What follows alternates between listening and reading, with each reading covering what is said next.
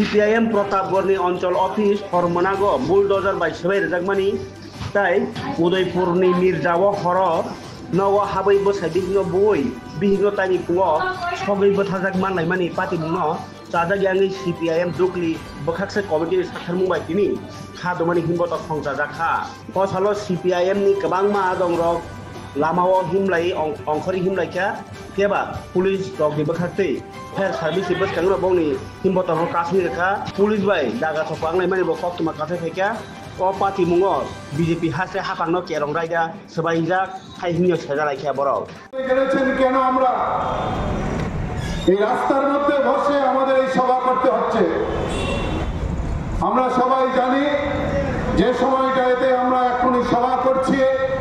তার থেকে মাত্র 40 ঘন্টা পর আমাদের দেশের প্রধানমন্ত্রী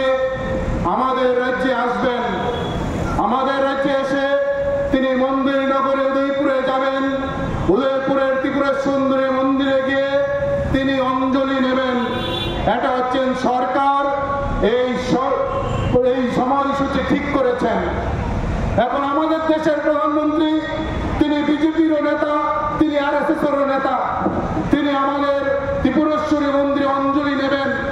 কিন্তু এই অঞ্জলি নেওয়ার জন্য প্রধানমন্ত্রীকে বরণ করার জন্য বিজেপি 52 ঘন্টা আগে অঞ্জলি সরকারকে ফোন করেছেন আমাদের রাজ্যের প্রধানমন্ত্রী আসার 52 ঘন্টা আগে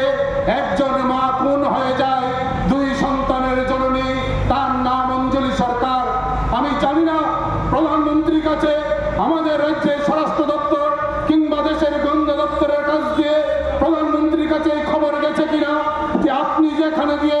অঞ্জলি নেবেন পুজো দেবেন সেখান থেকে মাত্র 12 কিলোমিটার দূরে 33 বছরের বয়সী একজন গৃহবধূ তার 2টা সন্তান তাকে প্রধানমন্ত্রীর মুখ্যমন্ত্রীর সঙ্গে থাকা রঞ্জিত সিংহরের সঙ্গে থাকা স্থানীয় বিধায়কের ভাতিজা প্রকাশ্যে আগুনে পুড়িয়ে খুন করেছে আগের দিন রাত্রিবেলা খুন করেছেন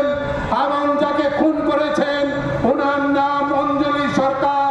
প্রধানমন্ত্রীকে আমরা জিজ্ঞেস করতে চাই অঞ্জলি সরকারের বদ্ধ ভূমিতে দাঁড়িয়ে মাননীয় নরেন্দ্র মোদী সাহেব অঞ্জলি নেবেন কিনা যদি নেন আমরা মনে করব প্রধানমন্ত্রী মহোদয় এই অমানবিক কাজে অংশ নিচ্ছেন এই প্রধানমন্ত্রী বরণ করার জন্য আমাদের রাজ্যের বিজেপি গতকালকে রাত্রে প্রতাপগড়ে বুলডোজার লাগিয়ে সিপিআইএম প্রতাপগড় অফিস ভাঙচুর করেন ঘুরিয়ে দেন আমরা বলছি এটাই প্রধানমন্ত্রী বরণের জন্য এটাই প্রধানমন্ত্রী বরণ করছেন বিজেপি আমরা দেখছি সব চলছে গত কয়েকদিন আগে সিআইটিউ কৃষক সভা একটা মিছিল করবেন দাবি কি মজুরি চাই মজুরি বৃদ্ধি করুন পূজার আগে এই ভাতা দিতে হবে রেগা টুয়েপের টাকা দিতে হবে প্রশাসন জানালেন না মিছিল করা যাবে না এখন পূজা প্রধানমন্ত্রী আসছেন আমরা চেয়েছিলাম মিছিল করব না মিছিল করা যাবে না কেন প্রধানমন্ত্রী আসছেন আগরতলা থেকে উদয়পুর নিরাপত্তার চাদরে ব্যারিকেড করে দেওয়া হয়েছে বেষ্টিত করে দেওয়া হয়েছে কথা বলা যাবে না প্রধানমন্ত্রী আসছে মিছিল করা যাবে না প্রধানমন্ত্রী আসছে আন্দোলন করা যাবে না প্রধানমন্ত্রী আসছেন 22 তারিখ রাস্তায় বেরোনো যাবে না প্রধানমন্ত্রী আসছেন জাতীয় সড়কে ওঠা যাবে না প্রধানমন্ত্রী আসছেন এই মানুষের জন্য সব হবে কিন্তু সমাজবিরোধীদের জন্য পার্টি অফিস ভাঙো ধরব না অঞ্জলি সরকারকে খুন করো ধরব না মহিলাকে পুড়িয়ে মারো ধরব না প্রধানমন্ত্রী আসলেও সমাজদ্রোহীরা মুক্ত শুধুমাত্র ত্রিপুরার শান্তিপ্রিয় মানুষের জন্য